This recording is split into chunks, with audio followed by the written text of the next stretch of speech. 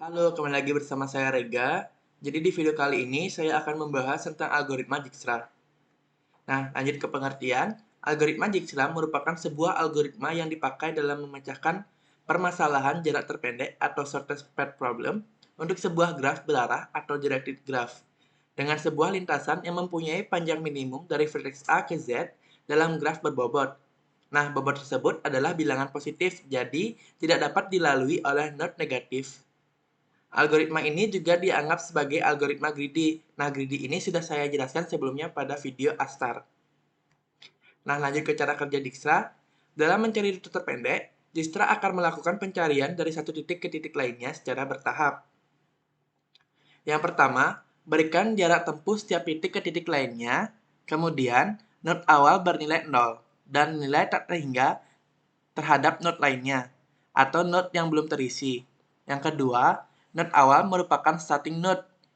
Yang ketiga, dari starting node, lihat node lainnya yang belum dilalui, lalu hitung jaraknya. Jika lebih kecil dari jarak sebelumnya, maka data sebelumnya dapat dihapus dan diganti dengan terbaru. Yang keempat, tandai setiap node yang sudah terlewati agar node tersebut tidak dapat dilewati kembali dan rute yang dapat disimpan adalah jarak terkecil. Jadikan node terkecil terbaru sebagai starting node. Kemudian, lanjutkan dengan mengulang langkah dari step ketiga. Nah, selanjutnya, untuk cara kerja Dijkstra sendiri, implementasinya akan saya jelaskan di Excel. Jadi, sekarang kita akan membahas cara kerja dari Dijkstra. Ini merupakan gambar alur dari Dijkstra itu sendiri yang akan kita cari titik mana yang tercepat. Nah, di sini tujuannya kita adalah dari A ke G dengan melewati D, C, B, E, F hingga ke G. Nah, kita mulai saja dari previous karena kita starting node-nya di A. Jadi kita ketik A di sini. Karena A tetap stay, dia berada di node A, jadi jaraknya dia hanya 0. Kita tulis 0A. Kemudian di sini A memiliki dua rute, yaitu rute ke titik D dan ke rute titik B. Nah, di sini titik B itu berjarak 10, kita tulis sini 10A. Dan di D ini berjarak 2, kita tulis sini 2A. Nah, kenapa di sini kita tulis A di belakang angka? Jadi ini hanya penanda bahwa angka ini berasal dari node A gitu ya. Nah, lanjut di sini kita tulis previousnya. Di sini A, B, real path-nya AB itu berjarak 10 sudah. Nah, di sini source-nya A, destination-nya dia ke D, real path-nya AD itu berjarak 2. Lanjut. Nah, di sini dapat kita lihat bahwa yang terkecil adalah 0A, kita kasih tanda merah dulu. Jadi yang terkecil kedua adalah 2A. Nah, di sini kita turunkan 2A. Dia berada di node D gitu ya. Berarti kita tulis sini. Sekarang dia sudah loncat ke D, titik D. Jadi A-nya ini sudah tidak dapat dilewati lagi karena sudah dilewati gitu. Jadi kita kasih tanda. Sekarang di D. D ini memiliki jarak ke rute E dan ke rute C. Nah, rute E ini berjarak 12 dan rute C ini berjarak 5. D ini sudah bernilai 2. Sudah bernilai 2. Jadi, 2 ditambah 5 itu 7. Di node C, destination-nya 7D. Kemudian, D ke E itu jaraknya 14. 14D. Nah, sekarang kita tulis sini source-nya dari D, destination-nya C, itu real path-nya ADC, berjarak 7. Di sini source-nya D, destination-nya E, ADE itu berjarak 14. Lanjut. Di sini kita lihat bahwa titik D itu memiliki angka terkecil, jadi kita berikan tanda. Kemudian kita lihat titik lainnya yang terkecil itu ada di 7D di node C. Berarti kita turunkan di node C 7D. Berarti sekarang sudah berjalan ke titik C dari D. Jadi D kita beri tanda karena sudah dilewati. Sekarang ke titik C. Nah, di titik C ini dia dapat melewati titik E ataupun titik B, ya. Jadi C ini bernilai 7 sekarang. 7 ditambah 3 itu 10. T 10 C sekarang. Nah, dia C ke E itu berjarak 5, berarti 7 tambah 5 itu 12. 12 C. Sekarang kita masukkan ke sini. Source-nya dari C ke E itu ADCE berjarak 12. Kemudian di sini juga dari source-nya dari C ke B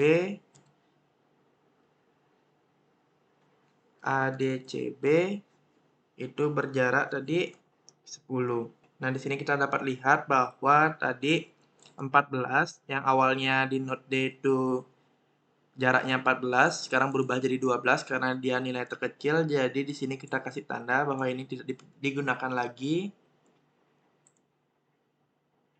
Ya. Dan digunakan sekarang 12 yang turun. Nah, 7D ini kita kasih tanda merah karena dia yang terkecil. Kemudian yang terkecil lainnya itu ada 10C di node B. Sekarang kita ke node B, jadi dia loncat ke sini titiknya 10C. Nah, 10C ini dia hanya bisa ke F. Jadi dia nggak bisa lagi ke C karena C sudah dilewati. Kita kasih tanda dulu. Dan dia juga tidak bisa melewati A karena tadi sudah dilewati, gitu kan? Jadi sekarang dia hanya bisa menempuh jarak ke titik F. Nah, titik F di sini. Jadi 10 ditambah 7 itu 17. 17B. Nah, di sini dia E ini tidak ada hubungannya dengan B. B tidak bisa menempuh ke E. Jadi di sini angkanya, jadi kita turunkan saja 12C. Nah, kita lihat di sini bahwa nilai yang terkecil yang ada itu sekarang adalah di node B yaitu 10C. Jadi kita tandai. Nah, kita masukkan dulu ke sini. Source-nya itu B. Destination-nya aja kan tadi ke F nih. B ke F itu berjarak 7. Jadi ADCBF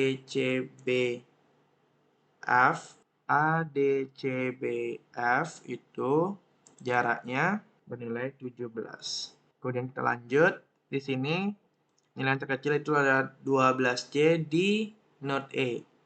Kita turunkan. Nah, di sini berarti destination-nya itu di E, dia dapat menempuh ke F ataupun ke G ya. Dia tidak bisa lagi ke C maupun ke D. Jadi di sini di B juga saya tandai dulu. Jadi sekarang previousnya itu berasal dari node E atau titik E. Nah, E dia dapat menempuh ke F ataupun ke G. Nah, dari E ini dia kan sudah bernilai 12 E. Titik E ini sudah bernilai 12 ditambah F 12 tambah 3 berarti 15. 15E. Nah, di sini kita lihat bahwa sebelumnya node E ini bernilai 17B. Jadi tadi 17B kita tidak pergunakan lagi. Kita beri tanda. Kita ganti dengan yang baru. Ya. Jadi source-nya itu dari E ke F. ADCEF itu bernilai 15. Lanjut. Di sini sekarang kita lanjutkan dari titik E ke titik G berarti ya. Nah, E tadi bernilai 12 ditambah G bernilai 6. 12 tambah 6 itu 18 E. Lanjut. Di sini kita lihat. Kita masukkan dulu. Source-nya itu dari E ke G. G. Repetnya itu AD CEG bernilai 18. Lanjut. Dapat kita lihat di sini bahwa yang terkecil adalah 12C. Kita beri tanda. Di sini. Nah, yang terkecil lainnya itu 15E di node F. Kita turunkan 15E. Jadi titiknya sekarang dari E ke F ya. Sekarang dia berada di F titiknya. Jadi dia tidak bisa lagi melalui titik E karena tadi sudah berada di E-nya sudah dilalui. Jadi dia F ini hanya bisa ke titik G. Kita kasih tanda dulu node E-nya. Nah, sekarang dia ke titik G. Dari F ke G. F sudah bernilai 15. Dan jarak untuk ke G itu bernilai 8. Jadi 15 ditambah 8 itu adalah 23 ya. 23E. Namun di sini karena 23 ini terlalu besar dari sebelumnya, jadi kita tidak gunakan 23 ini. Karena yang kita cari adalah jarak yang terkecil. Jadi yang dilalui adalah 18E. Seperti itu. Jadi dari titik F ke titik G itu F bernilai 15 ditambah G yang berjarak 8. Jadi 15 tambah 8 itu 23. Tetapi di sini kita lihat bahwa sebelumnya node G ini bernilai 18. Jadi yang digunakan adalah rute yang terkecil, jadi 18E. Kita tidak gunakan 23F-nya itu. 18E. Jadi di sini kita tulis bahwa F dari source-nya F, destination-nya G, A, D, C, E, F, G, berjarak 23, itu tidak digunakan. Jadi kita blok, kita kasih tanda. Nah, sekarang G-nya ini turun karena dia sudah selesai, sudah berada di G, sekarang dia turun 18E. Kita blok di sini.